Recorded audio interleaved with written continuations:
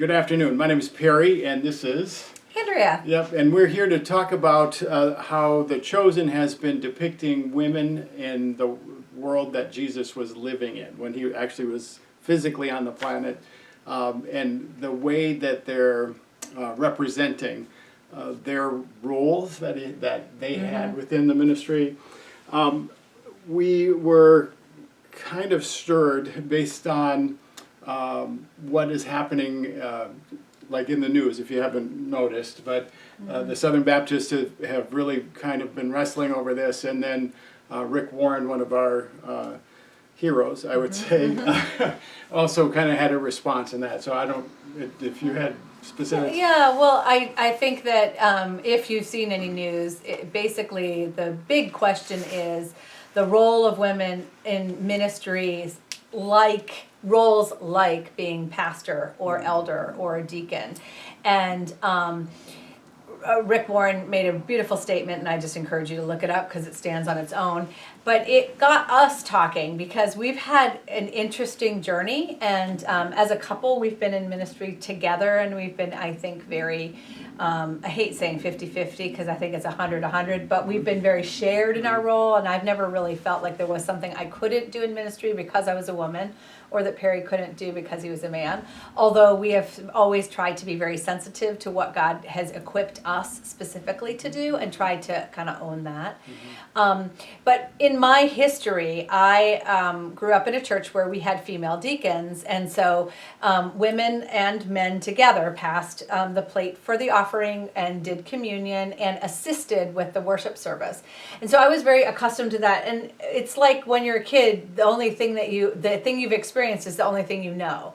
When I moved down south, it's the first time where I went to church, and it was startling to me because it was all men passing the plate or doing communion or assisting on the platform. And and I don't think every church is that way. It just happened to be the church I went to. There was nothing wrong with it. They were all wonderful, godly men. It just was different from the experience that I'd had. And so I think throughout Perry and my marriage and our ministry together, we're always looking for ways to talk about what it is we're called to as followers of Christ that is devoid of what our gender is. And so we have loved that The Chosen has represented women. I love female followers of Jesus because they've represented women in a way that they are actually equal, different gifts, different talents, different roles that they're playing, but they're equal in the sight of Jesus, and that he was always grabbing and lifting men and women up to look at him, to see him. Yeah. And that's what we're going to talk about today in our episode. Yeah, and so we were to do so many different beautiful things, but one of the first ones we were talking about was after the Sermon on the Mount. The three ladies are there, and then Johanna comes with an offering, and there's some discourse. One of the other ones that you had mentioned, again, I didn't know that until just recently, was Jesus' mom. Jesus' mom taking Mary Magdalene in after she had run away and kind of gone back, after her traumatic experience, and she slides back into some of her old behaviors. And Jesus' mother, Mary, takes her by the hand, leads her into the tent to see Jesus. And that scene for me is just one of the most powerful, because it's the hardest thing when you have done something that you feel so ashamed of and feel like still divided in your relationship. The hardest thing to do is to make eye contact. And Jesus, in that depiction, picks her up and asks her to look at him. And it's just such a whole person, whole being restoration experience that they represent so beautifully. Yeah, well, when we were preparing for this, she said, well, Jesus' mom in the tent. And what I had thought she was saying about that was after the night or the whole day when he's out healing, Jesus is out healing, the disciples are back at the tent, and they're complaining about their roles and what they did and comparing and all this stuff, and it just gets very ugly. And then it's dark, and Jesus kind of almost staggers in through the camp, and he's just bloodied and exhausted. And he tells everyone good night, and he goes to the tent, and then his mom gets up and goes in and just washes his feet and takes the blood off. It's just it's just a beautiful story. But again, they're just examples. And so what we're trying to do, there's one that I was stirred by was when Mary Magdalene is in the tent teaching Rama. She's discipling her.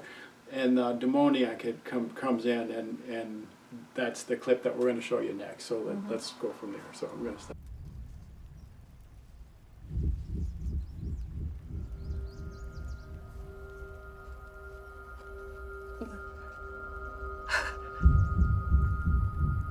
What's wrong? Mary. What's that sound?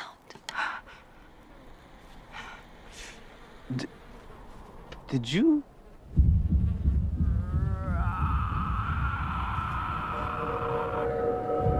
I heard that.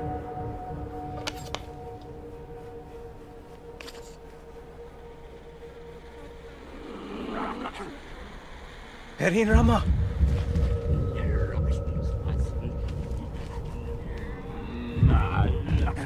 Rima.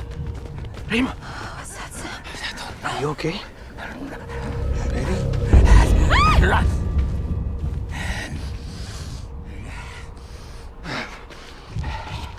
Smell. It's on all of you, but worse. Putrid. Don't come any closer. Stop. Mary. Lilith. I don't answer to that name. They told me about you. Did they? All 7 of them. My name is Mary. It was always Mary. Oh, the stories they had. You're scared. What's your name? Belial, spawn of Oriak's 5th night of Legion. What's your real name?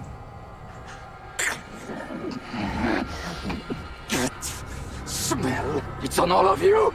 What did your mother call you?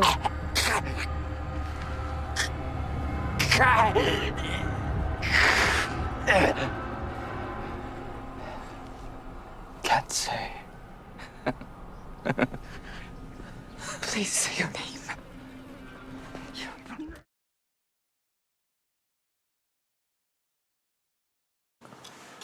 I'm Andrea. Hi, I'm Perry, and we're here talking about season 3 of The Chosen, episode 1. And as with everything that it seems like I get involved with, I was captivated in the intro to it. We didn't get very far, but I wanted to talk today a little bit about the idea of being a black sheep.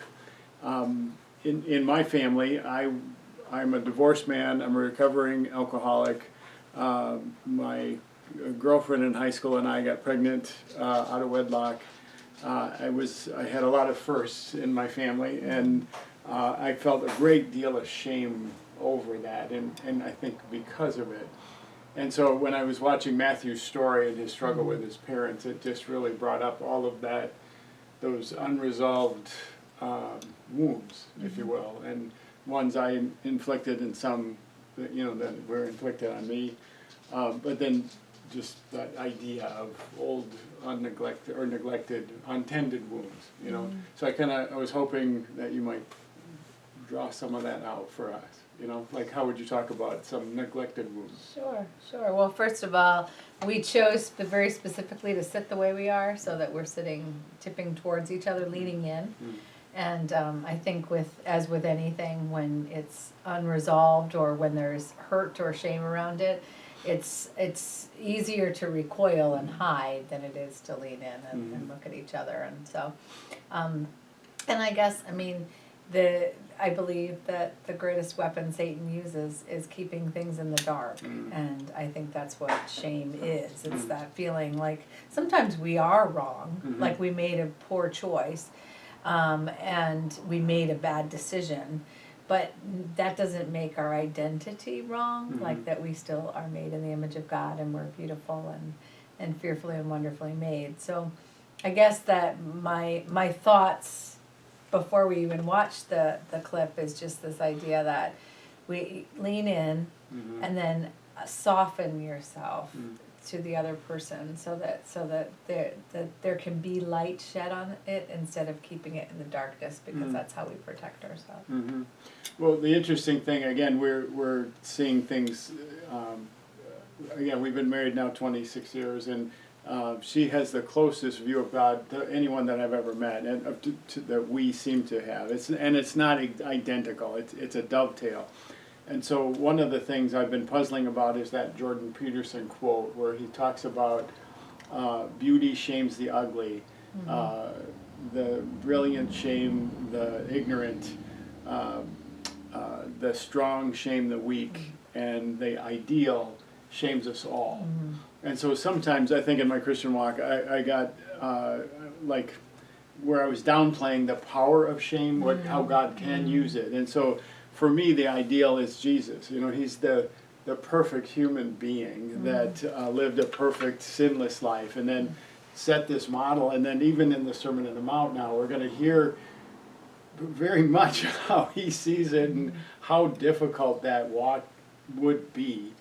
And so if that's our ideal, if that's what we're aiming at, then when I feel shame because I am falling short or certainly not measuring up to that, Right. then there's that, there could be this idea that, well, that's not good, you know, that somehow that's not a healthy thing. And again, I think it has been misused, the idea has been misused, but I also think God has a great purpose for it. And I really like that, the concept of aiming for something that's so tremendous, because it's the path that would help us to grow to better people.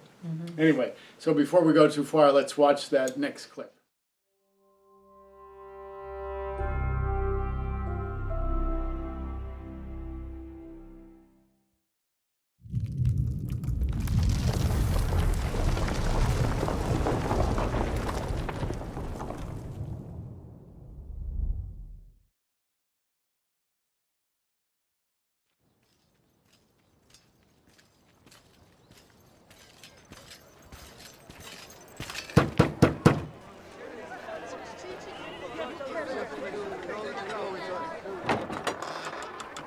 Alpheus Bayram, Yes? you are 20 days past your deadline for this quarter's tribute. Your collector has transferred your case to the Roman office. Are you able to pay your tribute penalty now? I filed an extension in the month Take that as a no. By decree of Quintus, honorable praetor of Capernaum, I will remand you into custody. I'm very sorry, I didn't realize. Turn around. Sir, I didn't realize. May I request an extension of just 5 days? Alpheus, who is it? Everything's fine, Elisheba. Please, I beg you. Adonai, have... He's not here. I can settle this, Lucius.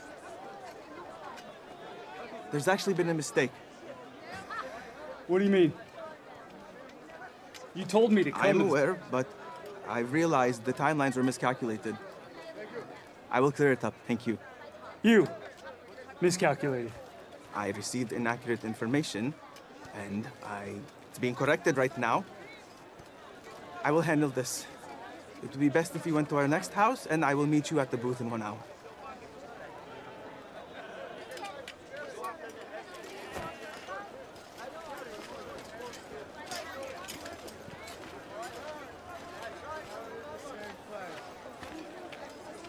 Are you? It isn't prudent to discuss this right now, Abba. We don't have... First, the shame of your choice. And now, you're actually my collector. Matthew? What are you doing here? Your son is our Publicanus. Matthew, no! He sent a soldier to your home. I'm sorry. I didn't want you to know. I didn't choose this You district. chose this job. The Romans never forced you into it. You chose to apply. You chose to betray. I chose a secure future. You are called to trust in Adonai with all your heart and not lean on your own I have trusted. understanding. Can you name one thing Adonai has done for our people? In 100 years? 500? You. A traitor and a blasphemer. Well, you owe your government 2 months of tribute. I will bring in a payment by the end of the week. You've missed 2 payments. I was hoping Lucius could convince you, but I will no longer protect you. I don't want your protection. And you have 24 hours, Abba. Don't call me Abba. Elvis, please.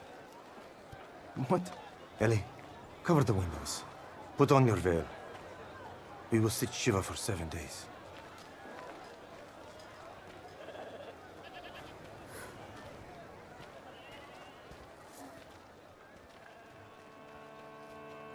I have no son.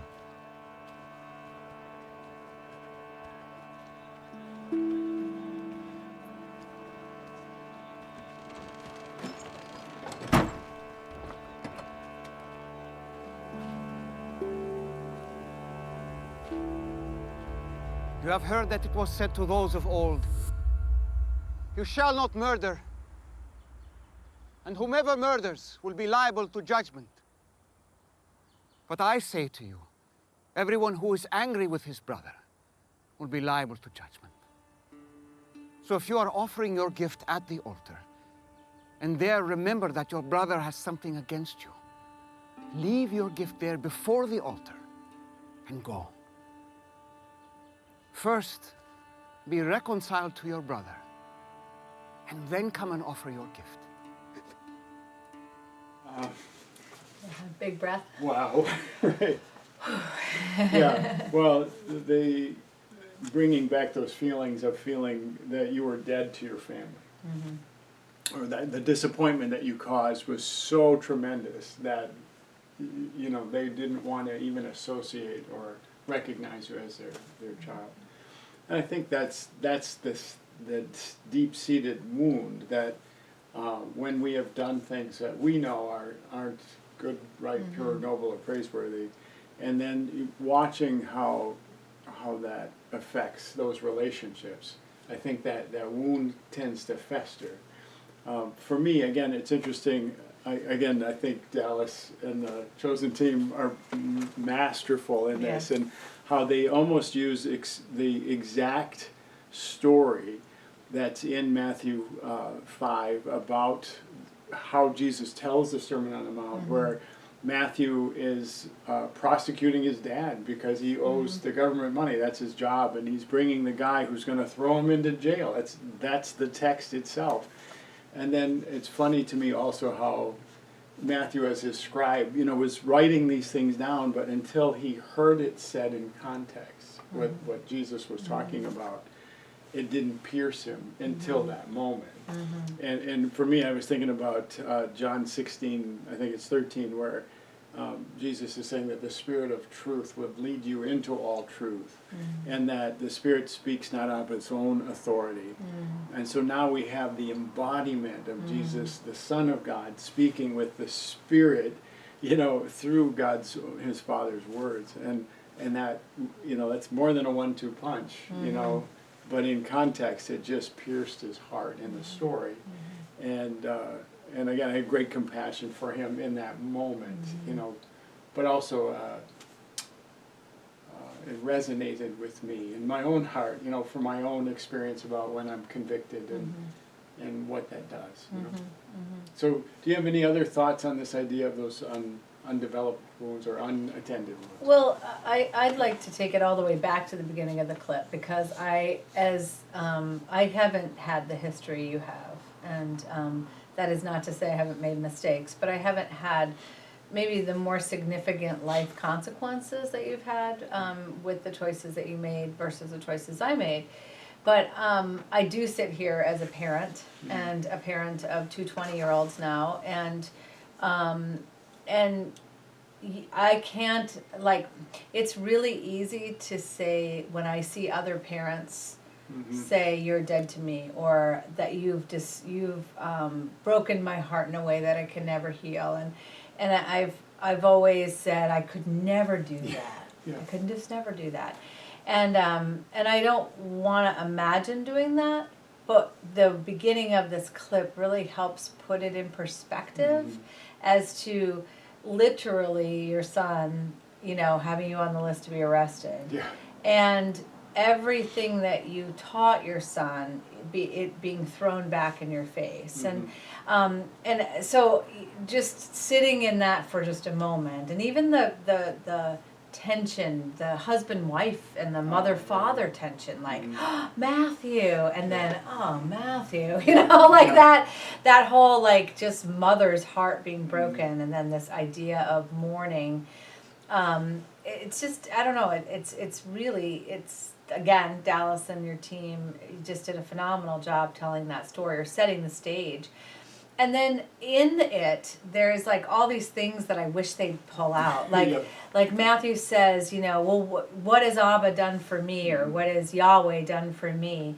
And for this right now, or for the last 500 years. Right. And for us, I think we just like don't understand the gravity of those words that the New Testament Israelites have lived through 400 years of silence from God. They have not had a prophet to come bring them a message.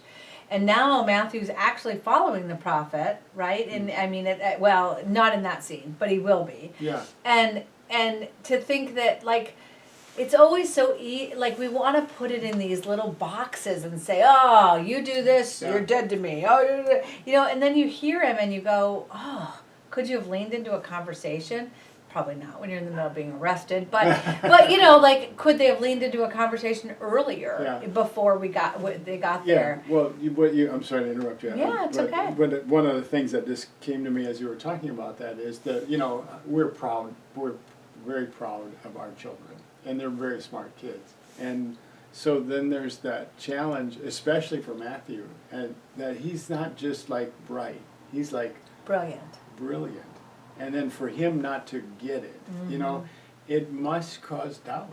Yeah. And then I think that's also part of that dance as a parent and a child, where you're like, it's so important to us and to them, obviously, that that they were willing to forego that relationship, and I'm like, wow. Well, and to think about, like, many of you may have experienced where you've put seeds of faith and you've done the best you could, not perfect, but the best you could, to bring your kids up to know who Jesus was, brought them to church, tried to put those traditions, those spiritual foundation building blocks into them, and then they got to the age of decision making on their own and said, I don't want this. And there could be a whole host of reasons why, but it breaks your heart. And you worry. I can't imagine what Matthew's parents had felt. Like, they had brought him up in this way, and he wasn't following it. As a matter of fact, he was following the ways of the world completely by working for the Roman government. And that, so I wanted to go back there to say, what's interesting to me in the clip when Jesus begins to be preaching the Sermon on the Mount, and the way it's portrayed in The Chosen, is that Matthew was his scribe. So Matthew's been writing all of this down. Right. He's had time to think about it. I mean, he's been writing it down. It ends up in the gospel he writes, right? And but yet when Jesus says it, and I think there's a power to this about God's word being alive, when Jesus says the words, they mean something different. And all of a sudden, where it's easy to think, I think you could be in Matthew's shoes and say, my dad needs to come back to me. He needs to make it right with me. He disowned me, right? And in Matthew's eyes, although I think he knew the right from wrong, he also felt he wasn't doing something wrong. I think it's portrayed that way. And I think a lot of times we find ourselves in that spot where we didn't necessarily feel we were doing anything wrong. And the consequences was that they did, 7 days of grief to mourn that their son had never been born, which is a very dramatic and very just huge thing. And then for him to hear Jesus' words and hear them as, oh, there's something undone in me, unfinished, even though it wasn't his choice to disown himself, if that makes sense. Well, to me, it's interesting. The puzzle for me is I think in the season 2 at the end, they're out in the evening and Jesus is practicing, and Matthew's writing it down. So he's heard Jesus say these words, but there's something about that, the right word in the right season, where that it just was like thunderclap. And again, I think the Spirit involved, I think the crowd involved, I think his, the unfettered distractions, that's not, but I'm saying, if you're saying the whole thing throughout, if Jesus was telling this whole sermon, like in context, this is very powerful, and it just cut him deep, right to the core. Well, and so just for me to bring a tad of vulnerability into this, so to prepare for this conversation, I went and looked up these passages, and I'd like to share them. So the passage that I'm used to, which is the NRV or the NIV or the RSV, sounds like this. So therefore, if you are offering your gift at the altar and there remember that your brother or sister has something against you, leave your gift there in front of the altar. First go and be reconciled to them, and then come and offer your gift. I have heard this for my whole life. I grew up in church. I've gone to Sunday school, youth group, Christian college, seminary, and never before this time, and I've even watched the episode a couple times, and then was preparing for this. Had I heard the part where remember that your brother or sister has something against you, I've always thought, and my mom did a wonderful, beautiful thing, a tradition when we were young. When we would receive communion, before we'd receive communion, she would always remind us to bow our heads, pray, and ask for forgiveness. If there's anything that we have done wrong, that we were holding, or hiding, we were to ask for forgiveness before we took communion. And then communion was sort of this point of absolution, or this accepting of Jesus' blood over my sins and that I am free. But there was a confessional part of that. It wasn't just doing it and then, ooh, I'm free. I had to say it, or in my mind, I had to pray it.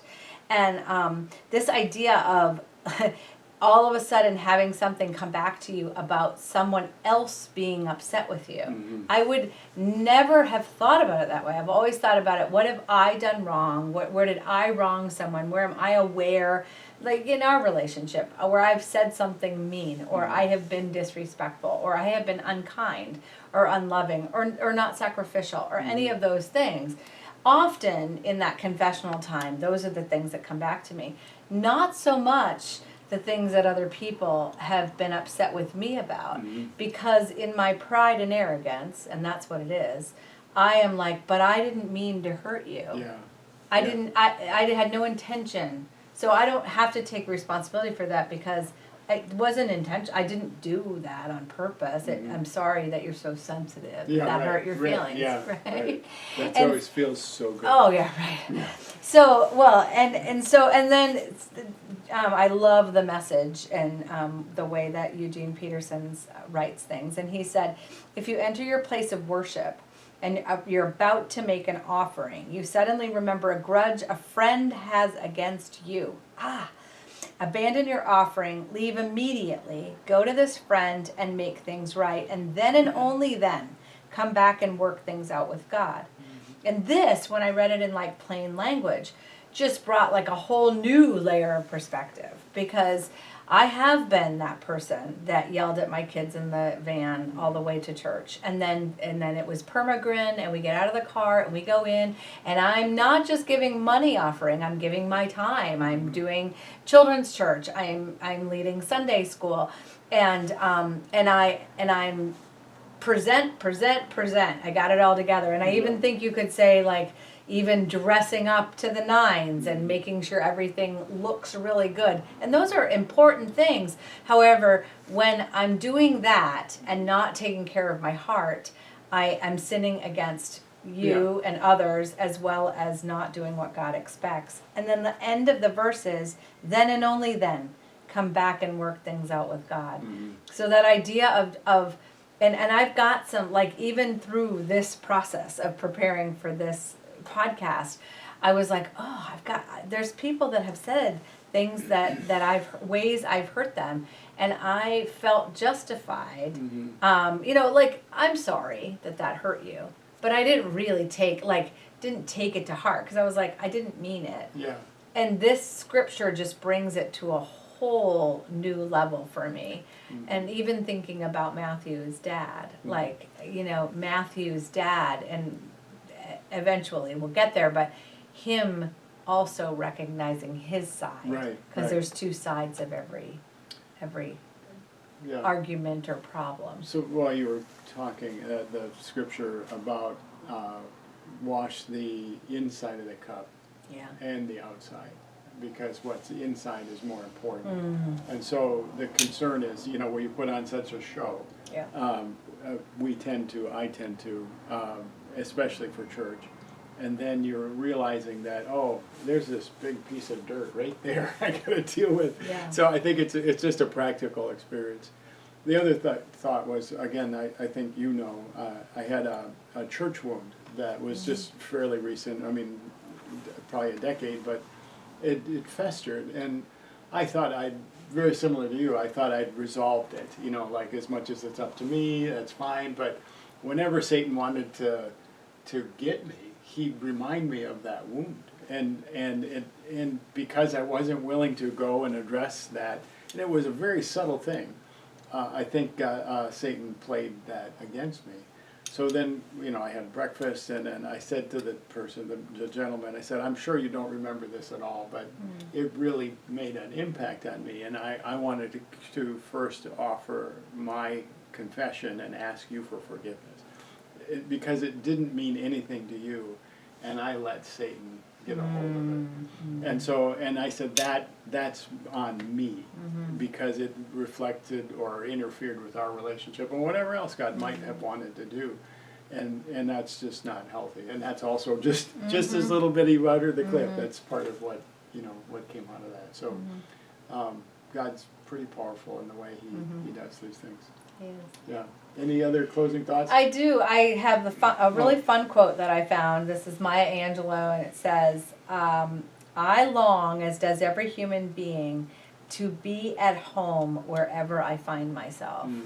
And I love that because I think that part of the being at home is being an integrated person, to be connected and together. And that means doing that work, that confessional work. And even doing our, like, as we've just been talking, doing the scriptural work to make sure that, do we really understand what it says? Like, maybe someone's told me it said that. Maybe I have read it in a book somewhere. But have I been reading it for myself in a way like what Matthew heard Jesus, and it came alive. It was alive. And that is tremendous and powerful and hopeful, and I know for myself, we always say we want to be comfortable in our own skin. I want to be at peace as best I can, and I think that this whole episode brought me to another level of really realizing what that means, like really taking to heart that idea of being at peace wherever I am, because I'm owning, even when I don't think, like taking responsibility for the fact that my words and my actions have power, and they can affect people. Whether I mean it a certain way or not, it still meant what it meant to that individual, and that's really important. And that the heck with the going to God stuff if I can't do this stuff. Well, and I mean, even this, like, then and only then come back and work things out with God. It's not even like I go back to God and go, woohoo! Yeah, look what I did. No, it's a work it out with Him, yeah. like wrestle it out with Him. And Yeah. what a powerful message. Yeah, no, it's wonderful. All right, so before we close, you also have some news to share. I And do. So I do. I'm really proud of her, and she's worked really hard to get to this point. So. Well, we talked about being fearfully and wonderfully made, and I was part of a team that made an awesome movie called Identity Crisis, and it has gotten its release date, is being released by Vertical Entertainment, It is going to be on video on demand, which means Amazon, iTunes, anywhere you can rent or buy a movie on September 8th. And we also are having a premiere at Grand Canyon University. And so if you're in the Phoenix area and you would like to come join us, we will be having a really fun party to celebrate the movie on September 14th. Yeah. Well, again, Grand Canyon is important because that's where this film was filmed, where the movie was made, on that campus. And Grand Canyon, if you've not heard of this place, if you haven't been there, you're missing out. So it is. It's a university. It's the fastest growing Christian college, Christian right? University in the world. It's right here in the United States. There are so many kids on campus and so many online. It's just you can feel the spirit when you walk on the grounds, Yeah. and they're doing some just amazing and transformative things. So again, thank you, Grand Canyon, for hosting the filming, and Yes. we're excited to come back and celebrate with those friends, our new friends, and anyone else who's interested. So again, shame. Or the ideal shames us all. So we're aiming at Jesus and to become more and more like him. When I say aiming at him, we're not, but we want to become like him, striving to become like him. And so I'm curious from you guys that are listening, what are the things that you are doing? What pragmatic, practical steps are you taking that you feel, there's some evidence that you are actually becoming more like him versus the way we used to be? So I'm interested. If you can share that with us, we'd love to hear it later. We're kind of dribbling these out as we go. Again, you can imagine she's very busy, but we're going to get this done. So again, thanks for watching, and hope to see you soon. Thanks.